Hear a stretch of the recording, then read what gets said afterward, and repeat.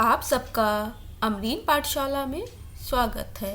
आपके अपनी हिंदी टीचर आज हिंदी साहित्य के इतिहास का मॉडल टेस्ट पेपर 1 हम लेकर प्रस्तुत हुए हैं। ये एक महामैराथन क्लास के रूप में आ रही है आपकी।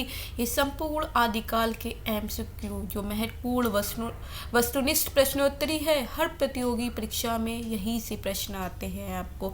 ये बहुत महत्वपूर्ण होने वाली आपके लिए क्लास है, तो आप लोग जल्दी से हमारे इस चैनल को सब्सक्राइब कर लीजिए, लाइक कर लीजिए, क्योंकि ऐसे ही क्लासेस आपको हमारे चैनल पर मिलती रहेंगी। ये प्लेलिस्ट हम बना देंगे, आप वहाँ जाकर सारी प्रश्नोत्तरी देख सकते हैं। चलिए ज़्यादा समय बर्बाद ना करते हुए हम क्लास की तरफ बढ़ेंगे, क्योंकि ये नेट, JRF और TGT, PTT या KVS से अन्य प्रतियोगी परीक्षाओं सभी के लिए महत्वपूर्ण क्लास होने जा रही है। तो चलिए हम क्लास की तरफ बढ़ रहे हैं। और जिन बच्चों ने अभी तक सब्सक्राइब नहीं किया है और वीडियो को लाइक नहीं करा है, शेयर नहीं करा है, वो जल्दी से जल्दी कर लेंगे। और हमारा जो टेस्ट पेपर 1 स्टार्ट हो रहा है, कौन सा, आदिकाल पार्ट 1 स्टार्ट हो रहा है।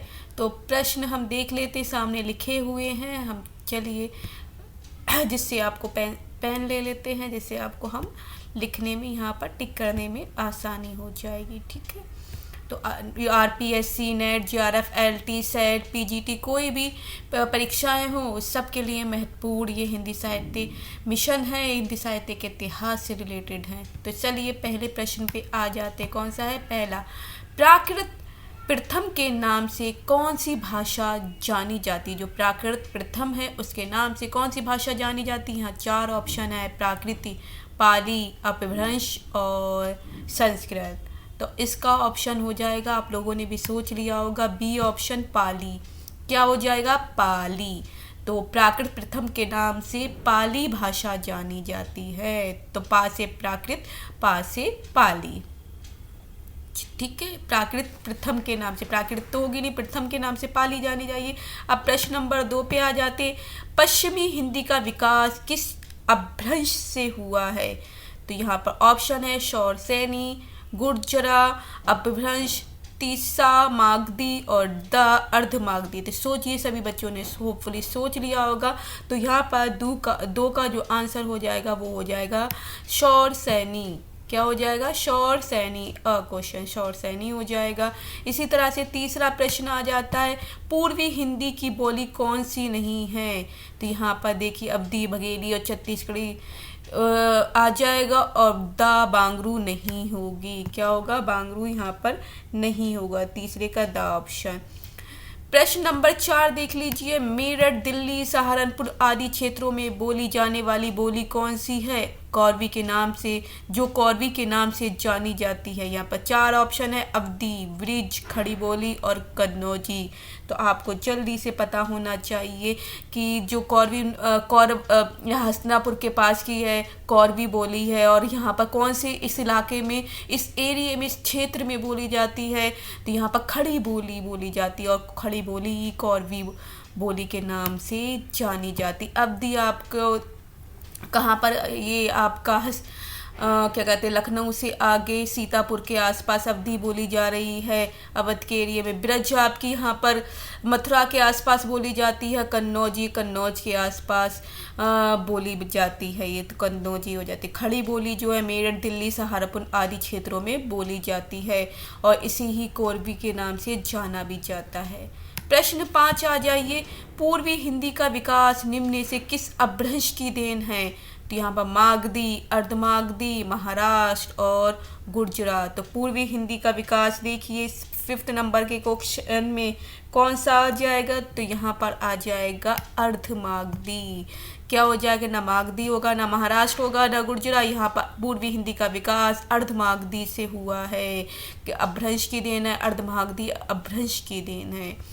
प्रश्न नंबर 6 पे आ जाइए, हिंदी भाषा का प्रारंभ कब से माना जाता है? 1000 ईस्वी से, ईसा की 6ठी शताब्दी पूर्व, वैदिक युग से, या हड़प्पा काल से? तो सोचिए क्वेश्चन नंबर 6 का क्या आंसर होगा? तो यहाँ पर आ जाएगा 1000 ईस्वी से इसका माना जाता है।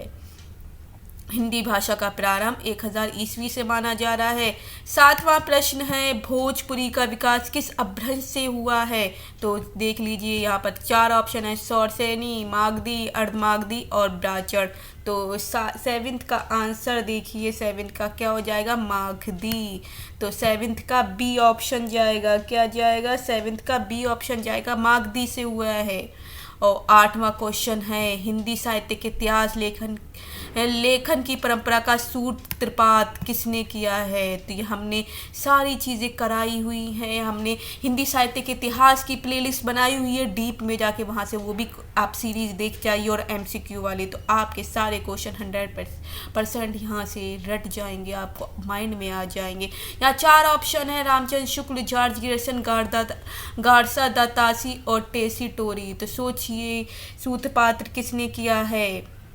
तो यहाँ पर 8 नंबर का जो आंसर हो जाएगा वो हो जाएगा गारसा दातासी।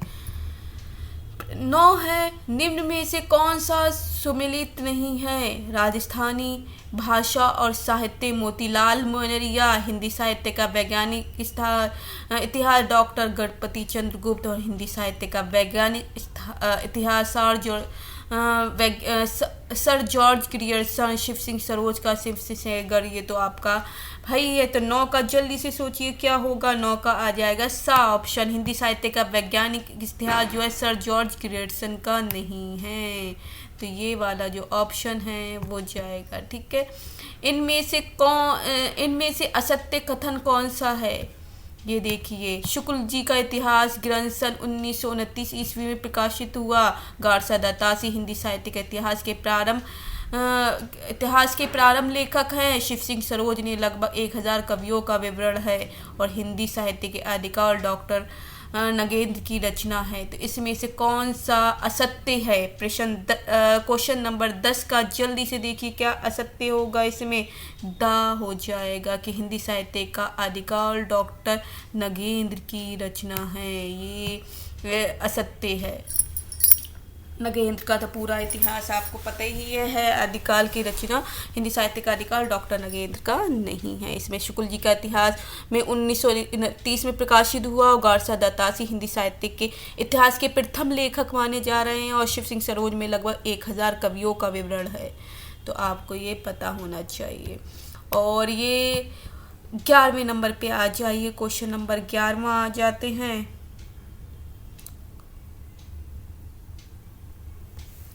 उस इतिहास ग्रंथ का नाम बताइए जिसमें लगभग 500 कवियों का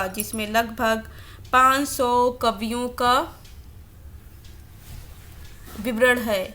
5000 कवियों का विवरण है। मिश्रबंधु विनोद, शिव सिंह सरोज, हिंदी साहित्य की भूमिका है, हिंदी साहित्य का इतिहास। तो 50,000 कवियों का मैंने बताया हुआ है आपको, किस में आ जाएगा? तो आप सोच जाइए, हिंदी साहित्य के इतिहास में तो लगभग 1000 के आसपास ही हैं, तो हिंदी साहित्य की भूमिका में भी नहीं होगा। शिव सिंह सरोज में भी मैंने बताया था, आपको याद होना चाहिए। तो और इसी तरह मिश्रबंधु विनोद और शिव सिंह सरोज में से सोचिए क्या हो सकता है इसका आंसर? मैंने आपको 2 एलिमिनेट करके बताया, आ और बा में से इसका आंसर है। तो इसका आंसर हो जाएगा मिश्रबंधु विनोद में 5000 कवियों का वर्णन है। 12वां क्वेश्चन है, हिंदी वीर काव्य के रचिता कौन है? तो हिंदी वीर काव्य इसमें 4 ऑप्शन है, राम नरेश त्रिपाठी, आचार्य चतुर सेन, टीकम सिंह और रामविलास शर्मा। तो 12वें का ऑप्शन हो जाएगा टीकम सिंह, हिंदी वीर काव्य के रचयिता हैं। टीकम सिंह कौन हो जाएंगे? टीकम सिंह। तो प्रश्न नंबर 13 देखिए, शुक्ल जी ने आधुनिक काल का नाम क्या रखा है? शुक्ल जी ने वर्तमान काल, आधुनिक काल, गद्यकाल या जागरण सुधार काल। तो 13 का ऑप्शन देखिए जल्दी से क्या हो जाएगा? गद्य काल। शुक्ल जी ने आधुनिक काल का नाम रखा था गद्य काल। कौन सा है? गद्य काल नाम से जाना जाता है। 13वां। अब 14वें प्रश्न पे आ जाइए है। यहाँ पर 14वें प्रश्न पे आ जाते हैं हम। पूर्व मध्यकाल के लिए शुक्ल जी ने क्या नाम दिया है? पूर्व मध्यकाल के लिए यहाँ पर भक्तिकाल, पूर्व माध्यमिक काल, रीतिकाल या कोई नहीं। तो जल्दी से 14वें का देखिए, 14वें का क्या हो जाएगा? यहाँ पूर्व मध्यकाल का नाम इन्होंने भक्तिकाल और उत्तर मध्यकाल का नाम रीतिकाल रखा है, तो याद रखिए इसको। प्रश्न 15 आ गए। किस इतिहास लेखक ने हिंदी साहित्य का प्रारंभ 1050 विक्रम संवती से स्वीकार किया? हजारी प्रसाद द्विवेदी, रामचंद्र शुक्ल, डॉक्टर नगेंद्र या मिश्रबंधु। तो जल्दी से 15वें क्वेश्चन का आंसर बताइए। रामचंद्र शुक्ल ने 1050 विक्रम संवती से स्वीकार कर लिया है। 16वें पे आ जाइए। डॉक्टर राम कुमार वर्मा के काल विभाजन में हिंदी साहित्य का प्रारंभ कब से माना जाता है? डॉक्टर राम कुमार हिंदी साहित्य हिंदी साहित्य का प्रारंभ। तो 16वें का क्वेश्चन क्या हो जाएगा? यहाँ पर आप देखिए जल्दी से, तो यहाँ पर आएगा 750 विक्रम संवती से डॉक्टर राम कुमार वर्मा मानते हैं। और 17वां क्वेश्चन देखिए। जॉर्ज ग्रिसन की रचना का हिंदी में अनुवाद किया? किशोरी लाल गुप्त ने, रामचंद्र शुक्ल ने, राहुल सक्सेना ने, इनमें से कोई नहीं। ये हमने, आप देख सकते हैं हिंदी साहित्य के इतिहास की पहली क्लास में बहुत अच्छे से जो हमारी बनी हुई है प्लेलिस्ट, उसमें अच्छे से डीपली पढ़ाया हुआ, वहाँ जाके आप एक बार वो ज़रूर देखिए, और ये वहीं के MCQ से ही रिलेटेड हैं। तो 17वें का क्वेश्चन आप देख सकते हैं। 17वें का आपका हो जाएगा किशोरी लाल गुप्त। ए ऑप्शन हो जाएगा। किशोरी लाल गुप्त ने जॉर्ज ग्रिसन की रचना का हिंदी में अनुवाद किया था। 18वां प्रश्न देख लीजिए। प्रत्येक देश का साहित्य वहाँ की जनता की चित्रवृत्ति का संचित प्रतिबिंब होता है, यह कथन किसका है?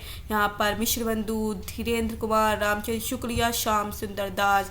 तो 18वें का क्वेश्चन हो जाएगा रामचंद्र शुक्ल। ये सारी मैंने करवाए हुए, सब कुछ करवाया हुआ है ये अच्छे से डीपली, इसलिए मैं ज़्यादा यहाँ डीपली खुद नहीं आपको एक्सप्लेन कर रही, क्योंकि मैंने बहुत अच्छे से करा, बस MCQ के आंसर इसलिए ही बता रही हूँ। अगर आपको डीपली देखना है बहुत सारी अच्छी से, तो मेरी प्लेलिस्ट हिंदी साहित्य के इतिहास की ज़रूर देखिए, वो आपको बहुत बेनिफिट साबित होगी, लाभदायक साबित होगी।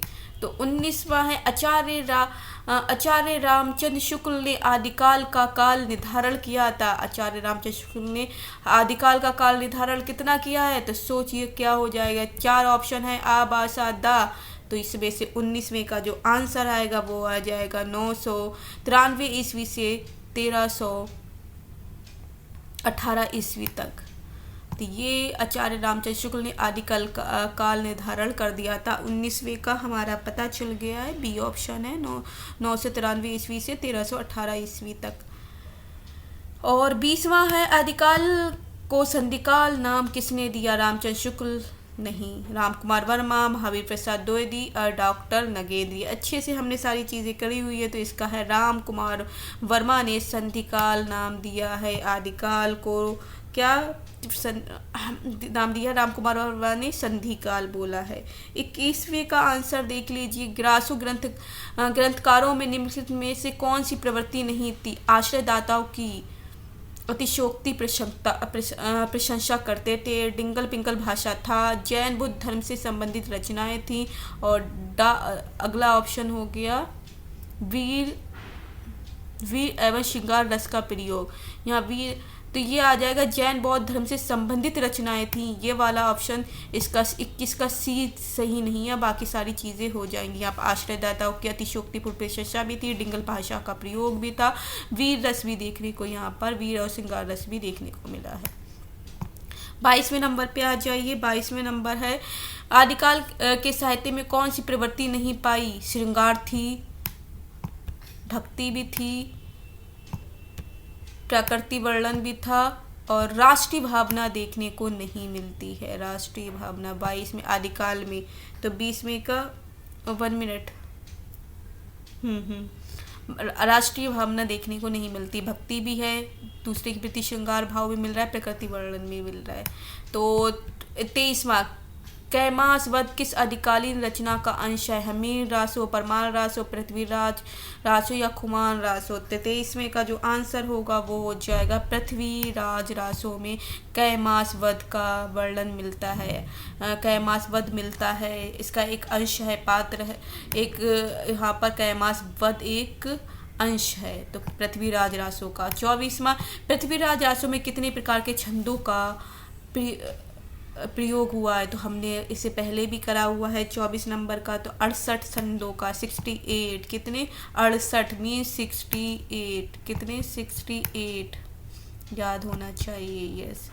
अब इसी तरह से 25, हिंदी साहित्य का इतिहास दर्शन नामक ग्रंथ के लेखक है विजयेंद्र स्नातक, doctor Nalin विलोचन Sharma, doctor Namvar Singh, doctor विनय मोहन। तो 25वें का आंसर जो हो जाएगा डॉक्टर नलिन विलोचन शर्मा हिंदी साहित्य का इतिहास दर्शन नामक ग्रंथ के लेखक है। हिंदी साहित्य के इतिहास दर्शन नामक ग्रंथ के लेखक डॉक्टर नलिन विलोचन शर्मा है। और 26वें का उत्तर है शिव सिंह सेंगर द्वारा रचित हिंदी साहित्य का इतिहास शिव सिंह सरोज किस वर्ष में प्रकाशित हुआ है? तो आपको अच्छे से इसका वर्ष याद होना चाहिए 26वें क्वेश्चन का।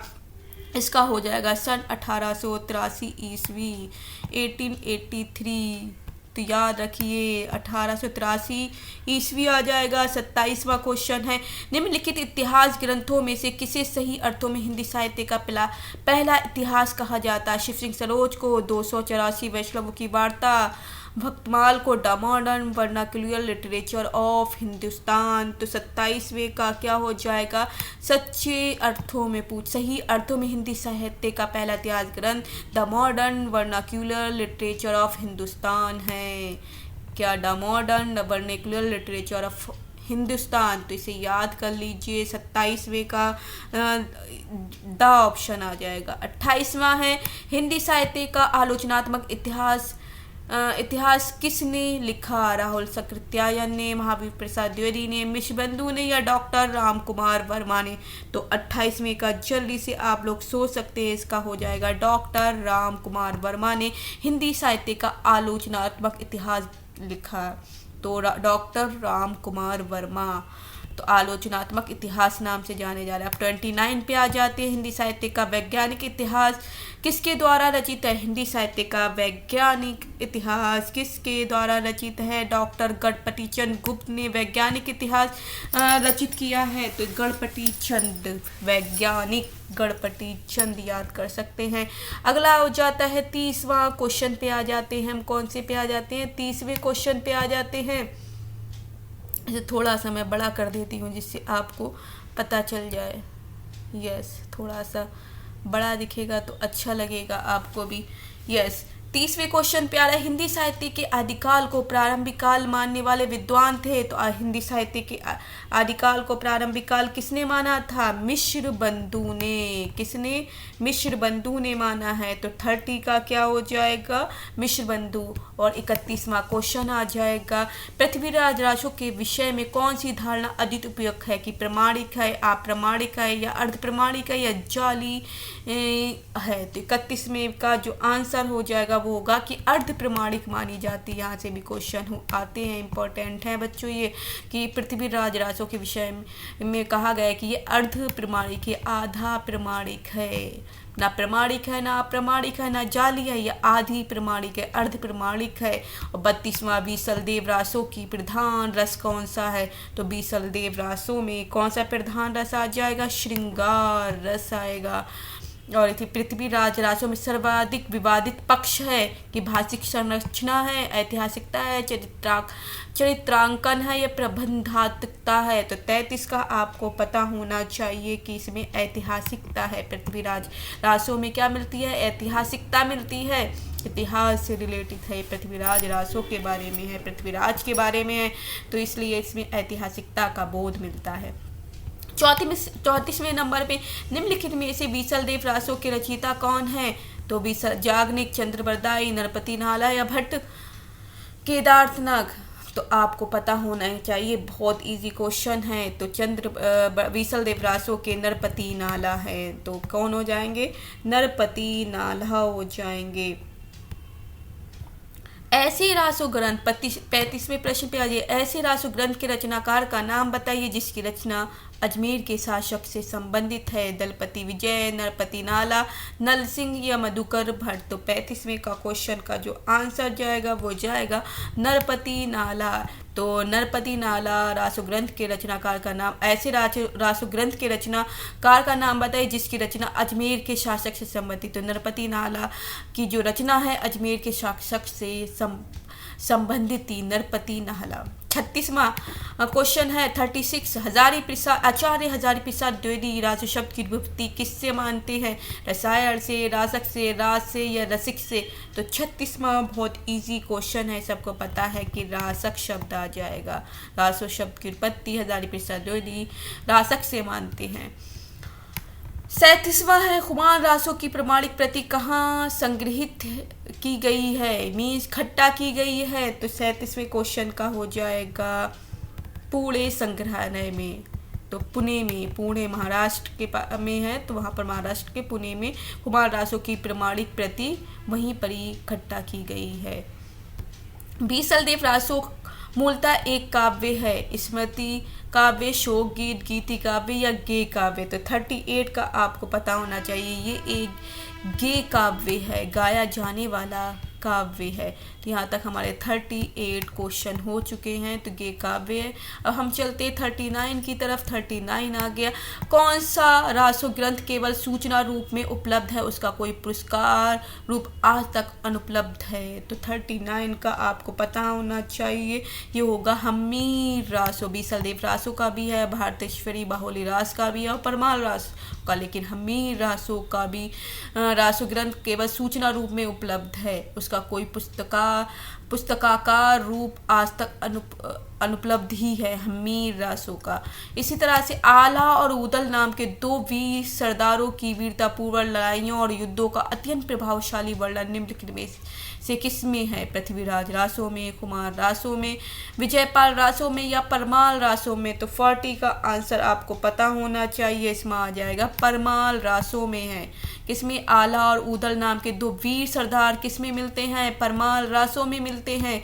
और 41 का हो जाएगा पृथ्वीराज रासो को सर्वथा अप्रामाणिक मानने वाले विद्वान है। 41वें नंबर को देखिए, तो ये आचार्य शुक्ल इसे अप्रामाणिक ही मानते हैं, इन्होंने अभी तक प्रमाणिक या अर्ध प्रमाणिक नहीं माना है। तो पृथ्वीराजों को सर्वथा हमेशा अप्रामाणिक मानने वाले विद्वान कौन रहे? आचार्य शुक्ल रहे हैं। कौन रहे? शुक्ल जी। मनहु कला ससभान कला 1692 किस रासो ग्रंथ की पंक्ति है?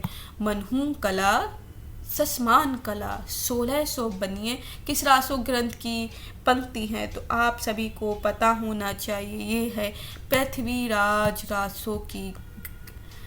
अगला है पृथ्वीराज रासो को शुक शुकी संवाद के रूप में रचित मानने वाले आलोचक हैं। 43 के रूप में मानने वाले हैं हजारी प्रसाद द्विवेदी। शुक शुकी में तोता तोती, शुक शुकी का मतलब है तोता तोती संवाद के रूप में मानने वाले हजारी प्रसाद द्विवेदी हैं।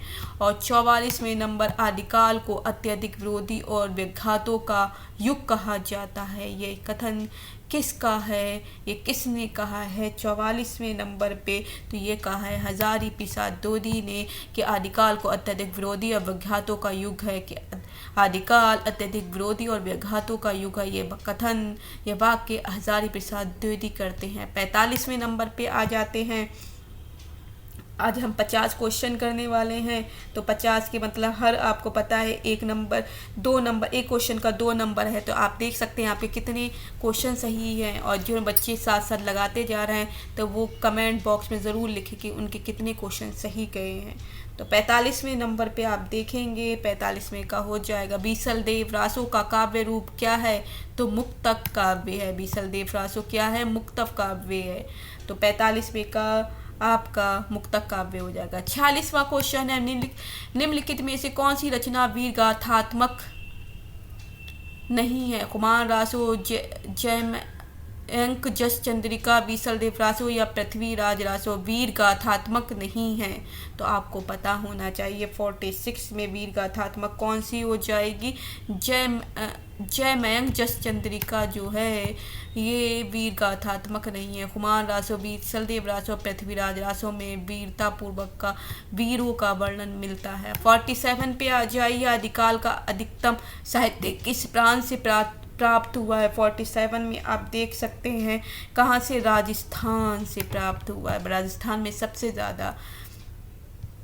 अगला है निम्नलिखित में से कौन सा विषम संयोजन है। छत्तीसगढ़ी, पूर्वी हिंदी, मगही, बिहारी हिंदी, मालवी, राजस्थानी हिंदी, बघेली, पश्चिमी, अवधी, बघेली, छत्तीसगढ़ी।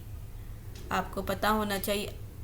तो ये किस में आते, अवधी, बघेली और छत्तीसगढ़ी। तो 48 का आपको आंसर पता होना चाहिए। क्या हो जाएगा, दा। जो बघेली जो है ये पूर्वी हिंदी मानी जाती है। मालवी भी राजस्थानी हिंदी है, मगही बिहारी और छत्तीसगढ़ी पूर्वी हिंदी है, लेकिन बघेली जो है पश्चिमी हिंदी ना होकर क्या कौन सी हो जाएगी, पूर्वी हिंदी हो जाएगी। अब इसी तरह से 48 क्वेश्चन हमारे हो चुके हैं। 48, 49। बैसवाड़ी किस प्रमुख बोली के निकट है। बैसवाड़ी छत्तीसगढ़ी, अवधी, ब्रिज और कन्नौजी। तो आप सोच सकते हैं 49 के जो बैसवाड़ी है किसके निकट है, अवधी के निकट है।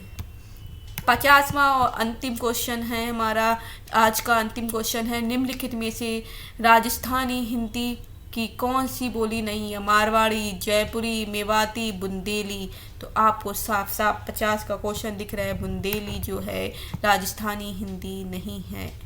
ये राजस्थानी हिंदी नहीं आएगी। तो 50 क्वेश्चन आपके यहाँ पर पूरे हो चुके हैं और इसी तरह से हम अन्य क्लास में आपको लेकर प्रस्तुत होंगे। दूसरी क्लास आपको लेकर प्रस्तुत होंगे। आज हमारे महत्वपूर्ण प्रश्नोत्तरी पार्ट 1 पूरा हो चुके हैं। मॉडल टेस्ट पेपर पूरा है, बहुत इंपॉर्टेंट क्वेश्चन है ये। हर प्रतियोगी परीक्षा में यहीं से प्रश्न आते हैं, आपको ये सारे रटे हुए नहीं चाहिए। ये TGT, नेट, JRF, KVS या RPSC कोई भी परीक्षाएं हो, कि कोई सी भी परीक्षाएं हैं या UPSI की हो, कोई सी भी व्याख्याता की है, हिंदी साहित्य के यहीं से प्रश्न बनते हैं और यहीं से प्रश्न आएंगे भी। तो आपके यहाँ से अनेक प्रश्न देखने को मिलेंगे। हमारी प्रश्नोत्तरी से आप फ़ायदा उठा पाएंगे। और जिन बच्चों ने अभी तक सब्सक्राइब नहीं करा तो जल्दी से सब्सक्राइब करेंगे और बेल आइकन पे जाके ऑल पे क्लिक करेंगे, जिससे हमारी नोटिफिकेशन आपको मिलती रहे। और जल्दी से लाइक और शेयर करिए अपने साथियों को। और हम अगली वीडियो में मिलेंगे, तब तक के लिए bye bye, take care, have a nice day. जहाँ रहें खुश रहें, आबाद रहें। जय हिंद, जय भारत।